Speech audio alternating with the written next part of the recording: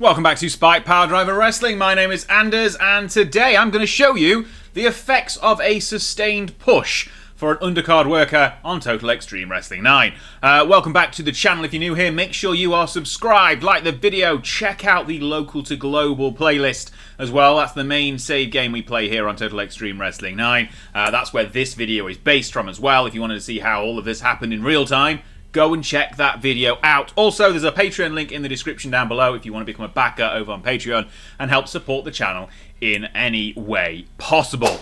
Right, how do you push people from nothing to your main event on Total Extreme Wrestling 9? Well, it's quite simple. You just give them victories. End of video. No, what I will do is I'll show you how we've done it. This is Goliath, Paul White. We're in July of 1998, by the way, so that'll give you a bit of context. So he joined the company a couple of years, well, not even a couple of years ago.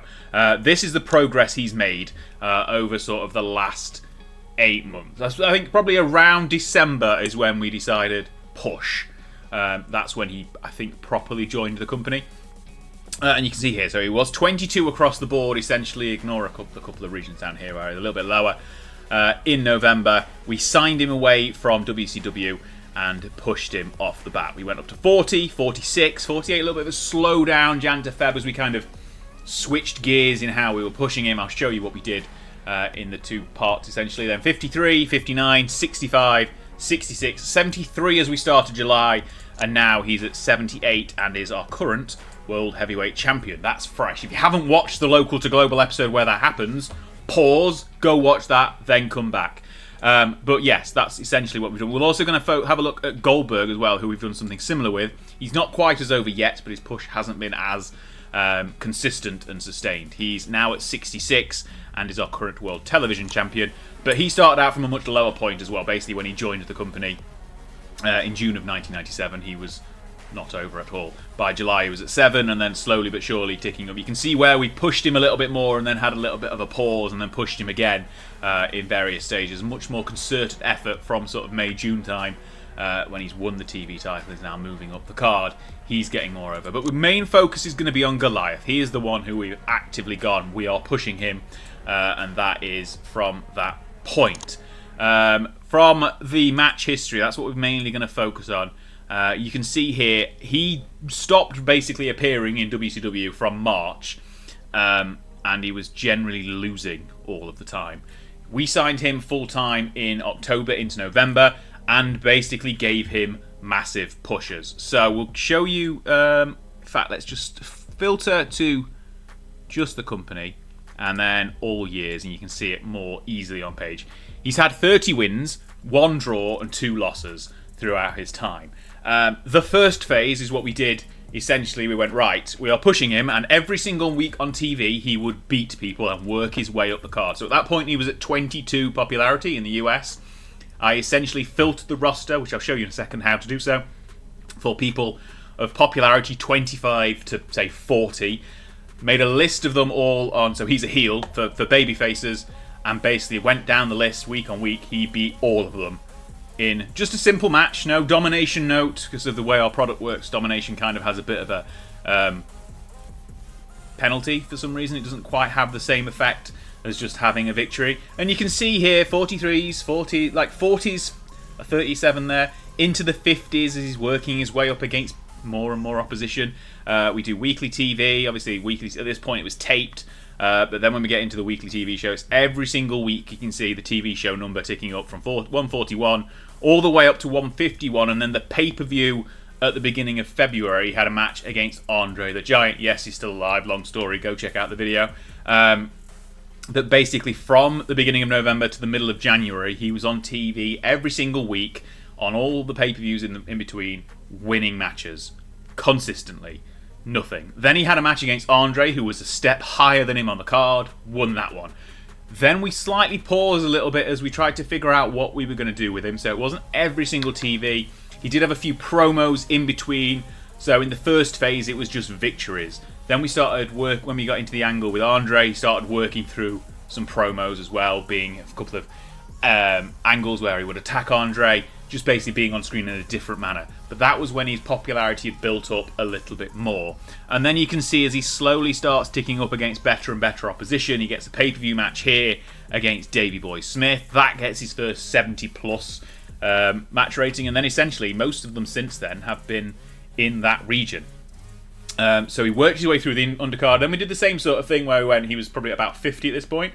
Popularity 55 to 70, and gave him another list of people. Not quite a tick every single one off the list. It was much more directed to try and work in with angles and storylines as well. So he had a DQ loss against Ricky Steamboat, which was his best match at that point. Then he beat that by beating Terry Funk the next week on TV, or a few weeks later on TV. And a few more consistent victories involved in a lot of angles with Steamboat, Raven, RVD, Davey Boy Smith, people at the top of the card. Then he got involved in angles with Dusty Rhodes. And then he had that victory here, the defining victory against Ricky Steamboat in a cage match on pay-per-view. Again, a high rating, nearly 80. Continued victories against other main eventers to the point where he was essentially ready for the world title. And something that did help along the way is Davey Boy Smith came to us and said, he's got a good future, I'll put him over. So that's where this victory came from. It's a distinct step up compared to the opposition he was facing at that point. We might not have been able to make that jump without the Davey Boy Smith saying and promising to put him over. We probably would have had to build him up a little bit further through some more competition, but that helped. And then Steamboat did the same thing. He was about at the point where he was ready to beat Steamboat anyway, but Steamboat came out and said, I want to lose to him, I will do so. Then he's won the world title, and the last couple of matches have happened not on our regular programming, so that's why they're a little bit lower. They've been in Mexico, essentially, or India, depending on which one it is. So they are a little bit lower scoring matches. But ignore those. The main timeline shows are where it really matters. And that's had that impact, as we showed you here. That progress has literally just skyrocketed. If you plot the dates against each other, you can see when it really picked up. And he got his victories over the likes of Davey Boy Smith here, which put him into the 60s. And then Steamboat, which got him into the high 70s. And then the world title win has helped as well. And that's effectively gone around the world. So we've got coverage in Canada, UK, Europe, and Japan. That's really helped. A few matches he's had in Mexico have helped him. A couple of matches in India have also helped. That's sort of been spillover and into Australia. So these are the 5 regions we've mainly focused on, which is where his main popularity is. Similar story really with Goldberg. We've done something similar but not quite as consistent. So if you look through his match history, we'll filter again by company so you can fill that up a little bit easier. And for all years, you can see, so he joined in July, and his first match was in the UK, so it wasn't particularly representative, but it was 13. It helped though, and then we got not every week on TV. It was a little less of a focus push, a bit more of a we'll try him out, we're less confident he's going to get over as much. But basically Goldberg's star quality came through. Every time we put him in a promo or an angle, it got a ridiculously high rating compared to his popularity, and it continues to do so now. He will get 80s for his angles essentially, and it's just really good. But again, continually picking off people. He's on the other side of the ledger, so he's a babyface. These are all heels. We basically did the same thing, filtered the roster by popularity and gave him a list of people to beat.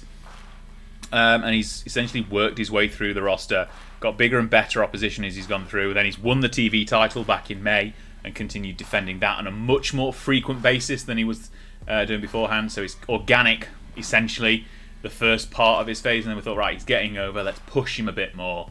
And then he's got to the World TV title. We've sustained that push, and it's continued to help him grow. So you can see how it sort of steps up in his track here. A little bit of a push, slightly on and off for a few months. Oh, okay, he's getting over, let's give him a bit more of a push here. Okay, now he's at the point where he's winning the TV title. That's when it kicks into high gear. So he started May on 52, he's won the TV title, he's now in the mid to high 60s. So continuing victories on TV, good promos, gets him over. And that's basically how you do it. So what the filtering of the roster is basically, if you've got someone about 20 over, you want 20, if you're based in the US, to 40.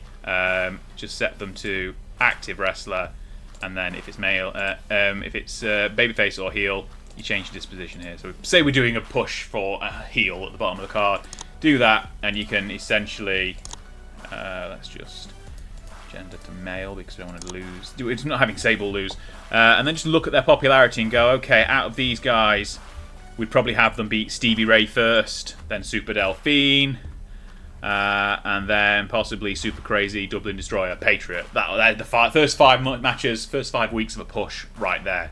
And then we do the same again. We go, okay, fine, we've got him over to about 40 now. Let's try a little bit higher up the card. Do the same sort of thing, the same sort of picking through of the roster.